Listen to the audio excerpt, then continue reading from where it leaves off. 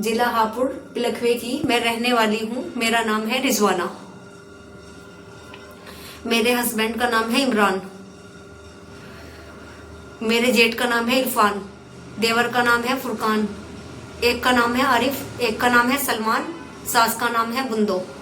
मेरे पे शुरू से ही अत्याचार करते आए हैं। मेरे पापा ने मुझे दहेज में 10 लाख रुपए कैश दिए थे। मेरे पापा ने कोई मुझे दहेज नहीं दिया था, 10 लाख कैश दे दिए थे। 7 तोला सोना दिया था, 5 तोले मेरे पापा ने मुझे चांदी दी थी। इन्होंने मेरे पे शुरू से अब तक घर की एक ऐसे रखा जैसे एक नौकरानी बना के रखते हैं और अत्याचार पे अत्याचार करा। दिन रात मारना पीटना, रोज लड़ाई झगड़ा करना, मारते थे पीटते थे। देवरों की, आरिफ की शुरू से ही मेरे पे गंदी नजर रही। देवर ने 24 घंटे मेरे पे गंदी नजर रखी, यानी कि मेरे साथ गलत भी किया उसने, मौके का फायदा उठा के। अत्याचार मेरे पे शुरू से ही करे मेरी ससुराल वालों ने। कभी भी मुझे मारते पीटते, मेरी गली के पीछे छोड़ आते। पापा से फोन करके बोलते मेरी कि लड़की को ले जाओ अपनी यहाँ से आके। मेरे पापा बहुत तंग आ चुके। मेरे पापा ने बोला कि 10 लाख रुपए मैं दे रहा हूँ, कुछ तुम करो, मेरी बेटी को एक घर दिलवा दो। मेरे पापा ने 10 लाख रुपए दिए और 5 लाख रुपए इन्होंने दिए और उन्होंने मुझे एक छोटा सा 50 गज का घर दिलवा दिया रहने के लिए। वहां मैं रहने लगी। मेरे लगातार 2 बेटी हो गई थी। इन्होंने कहा कि इन बेटियों का खर्चा कौन उठाएगा, हमारे बस की नहीं। अब फिर मेरे एक बेटा हो गया, फिर एक बेटी फिर हो गई मेरे। इन्होंने खर्चा देने से बिल्कुल इनकार कर दिया। मैं छोटा मोटा सा कोई भी काम करती, घर में बच्चों का गुजारा करती, उसमें पूर्ति बच्चों की नहीं हो पा रही थी। मैं हस्बैंड से कहने लगी कि कुछ काम करो, घर का गुजारा ऐसे कैसे चलेगा। मेरे हस्बैंड ड्रिंक करके आते और गलत आदमी अपने साथ गैर मौजूदगी में लेके आने लगे। कहने लगे ऐसे नहीं तो ऐसे घर का खर्चा चलेगा, कुछ भी करो और खाली मुझे भी पैसे दो पीने के लिए, ये कमा के, और बच्चों का खर्चा भी उठाओ। मेरे बस की कमाना नहीं है। घर में रोज झगड़ा होने लगा, अलग में भी। मेरे बस की सब कुछ था नहीं ये करना, क्योंकि मैंने सब कुछ मना करा। इन्होंने मुझे यहाँ भी मारपीट लगाई, मेरे ससुराल वालों ने भी, कि ऐसे खर्चा नहीं चलेगा तो ये कमा के नहीं देगा।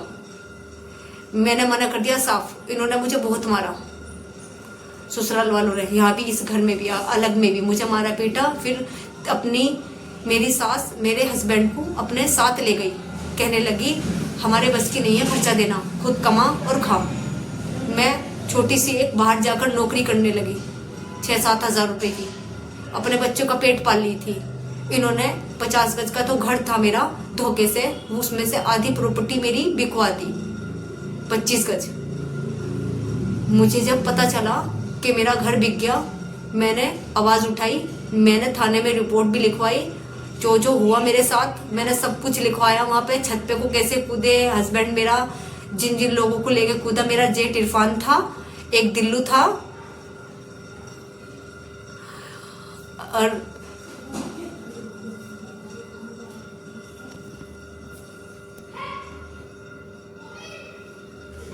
एक का नाम मसरूफ था। और मेरे हस्बैंड ने मेरी गर्दन पे छुरी रखी और कहने लगे, लड़कियों को अंदर बंद कर दिया और बोले कि इस मकान को खाली कर कर बहुत जल्दी करके यहाँ से चली जा, वरना जान से मार देंगे।